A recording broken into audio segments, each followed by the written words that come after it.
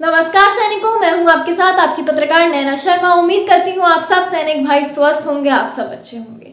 आज इस वीडियो में मैं बात करने वाली हूं शहीद अग्निवीर प्रदीप कुमार यादव की।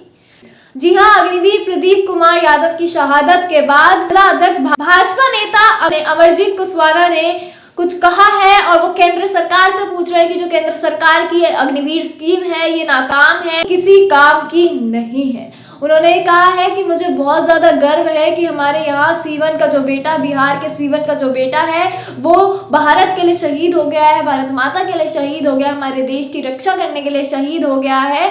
तो जी हाँ, आप सबको पता होगा ये जो शहीद अग्निवीर प्रदीप कुमार यादव है ये जम्मू कश्मीर के अखनूर में आतंकवादियों से मुठभेड़ के दौरान इन्हें गोली लग गई थी और वहीं पर इनकी मृत्यु हो गई। वहां पर इनका प्राथमिक उपचार भी हुआ था, लेकिन जब ये वहां पहुंचे तो डॉक्टर ने इनको मृत घोषित कर दिया था। तब तक इनकी जान जा चुकी थी और ये देश के लिए शहीद हो चुके। खबर को विस्तार से दिखाती हूँ, आप अपनी स्क्रीन पर भी देख पा रहे होंगे इस समय। उन्होंने लिखा है कि उन्हें मैं नमन करता हूँ, हमें गर्व है कि हमारे सीवन के जवान ने देश के लिए अपनी शहादत दी है। अग्निवीर सैनिकों को जब तक पूरी ट्रेनिंग नहीं हो जाती तब तक उन्हें बॉर्डर इलाकों में नहीं भेजना चाहिए, जहां रोज गोलियां चलती हो, जहां आतंकवादियों से मुठभेड़ रहती हो।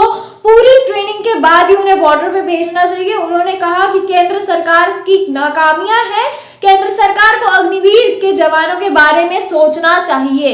यहाँ पर उन्होंने साफ सीधा कहा है कि ये केंद्र सरकार की नाकामियां हैं। ये जो उन्होंने स्कीम लेके आए हैं, स्कीम के अंदर वो हमारे जवानों का इस्तेमाल कर रहे हैं 4 साल के लिए। बस बता दें कि प्रदीप कुमार की गोली लगने के संबंध में अभी तक इस सेना की तरफ से कोई अधिकरण बयान नहीं आया है। इस संबंध में अभी तक साफ नहीं हो पाया कि गोली कैसे लगी। हालांकि प्रदीप यादव के चाचा मूरत यादव ने बताया कि उन्हें एक अधिकारी का फोन आया था और उन्होंने कहा कि आतंकवादी मुठभेड़ में प्रदीप को गोली लग गई है। बस इतनी ही बात हुई है, भी पता नहीं लगाया है कि गोली लगी तो लगी कैसे। कि जब एक अग्निवीर को गोली लगी है, जब वो इस देश के लिए शहीद हुआ है, तो उस आतंकवादी को पकड़ने के लिए एक मजबूत जो टीम बनानी चाहिए, उसके पीछे लगानी चाहिए, पूरी कार्रवाई होनी चाहिए कि गोली लगी तो लगी कैसे।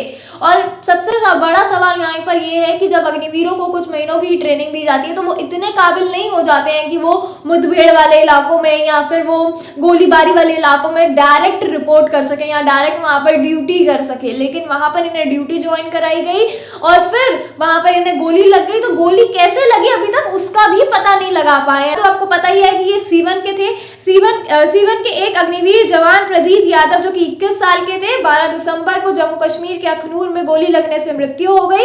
शुक्रवार को प्रदीप यादव का पार्थिव शरीर गांव दौड़ पहुंचा। ये जिस गांव में रहते थे वहां पर इनका जो पार्थिव शरीर है वो शुक्रवार को पहुंचा था। तो यहाँ पर ये यही कहना चाहते हैं कि ये जो है इनकी खामियां हैं, केंद्र सरकार की खामियां हैं, उनकी गलतियां हैं कि उन्होंने ये स्कीम इस तरह से लागू करी। 4 साल तक जो है ये बस हमारे जो सैनिक हैं, जो हमारे युवा है, जो सेना में भर्ती होते हैं, उनका बस इस्तेमाल किया जाता है। यहाँ पर बता दूं, अमरजीत खुराना ने कहा है कि जब अग्निवीर योजना आई थी तब भी हमने इसका विरोध किया था और आज भी मैं इसका विरोध करता हूँ। पहले जो सेना भर्ती होती थी उन्हें ट्रेनिंग दी जाती थी, तब उन्हें बॉर्डर पे भेजा जाता था। लेकिन अग्निवीर सैनिकों को सरकार ट्रेनिंग भी ढंग से नहीं दे रही है, बॉर्डर पे सैनिकों को भेजा जा रहा है। अमरजीत कुशवाहा ने कहा कि हमें प्रदीप यादव के साहस पर गर्व है। वो कह रहे हैं कि जो पहले भर्ती होती थी तब उनको पूरी ट्रेनिंग दी जाती थी, लेकिन अब उनको पूरी ट्रेनिंग भी नहीं दी जा रही है और फिर उन्हें बॉर्डर पे भी भेज दिया जा रहा है। तो वो कह रहे हैं कि उनको प्रदीप यादव पे, शहीद अग्निवीर प्रदीप यादव पे उन्हें पूरा गर्व है, उन्हें फक्र है, उनके साहस पे उन्हें गर्व है।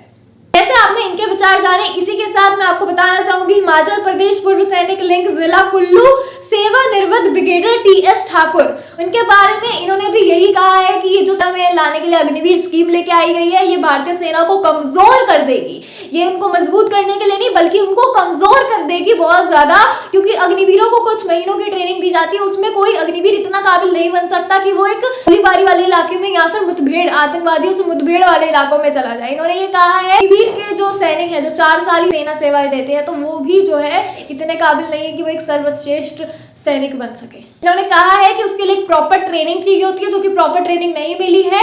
तो इन 4 साल की ड्यूटी में भी वो इतना वो नहीं कर पाते हैं कि वो एक ऐसे सैनिक बन सके जो मुठभेड़ वाले इलाकों में जा सके या फिर जो हाई अलर्ट के एरिया पे जा सके।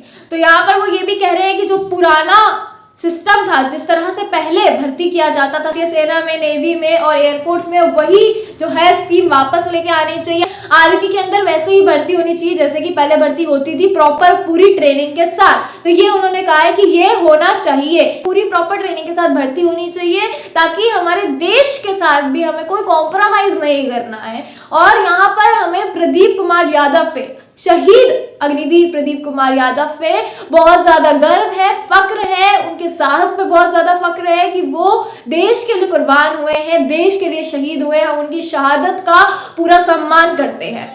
तो आप क्या सोचते हैं वो कमेंट सेक्शन में जरूर बताइएगा, क्योंकि बात तो एकदम सही है ये कि अग्निवीरों को कुछ महीनों की ट्रेनिंग के बाद ऐसे हाई अलर्ट और डेंजर जोन वाले एरिया में नहीं भेजना चाहिए ड्यूटी के लिए, और पहले वाली जो स्कीम थी उन्हें वापस लेके आना चाहिए, ताकि जो सैनिक है वो अच्छी तरह ट्रेंड हो और ट्रेन होने के बाद वो बॉर्डर पे जाए देश की सेवा करने के लिए, देश की रक्षा करने के लिए। और ये जो 4 साल वाली स्कीम है ना कि 4 साल बाद हमारे सैनिकों को भारतीय सेना से हटा दिया जाता है, ये भी बंद कर देना चाहिए। बाकी आप लोग क्या सोचते हैं वो कमेंट सेक्शन में हमें जरूर बताइएगा इस अग्निवीर स्कीम के बारे में। और मैंने आपको इस वीडियो में 2 लोगों के विचार बताए हैं, भाजपा नेता अमरजीत कुशवाहा और ब्रिगेडियर टी.एस. ठाकुर। आपको क्या लगता है कि उनके विचार सही है कि नहीं, और आपके अपने विचार भी क्या है वो मुझे कमेंट सेक्शन में जरूर बताइएगा।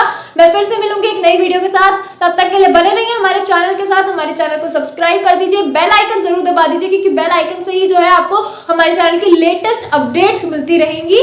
मैं हूं आपके साथ आपकी पत्रकार नैना शर्मा। जय हिंद, जय भारत।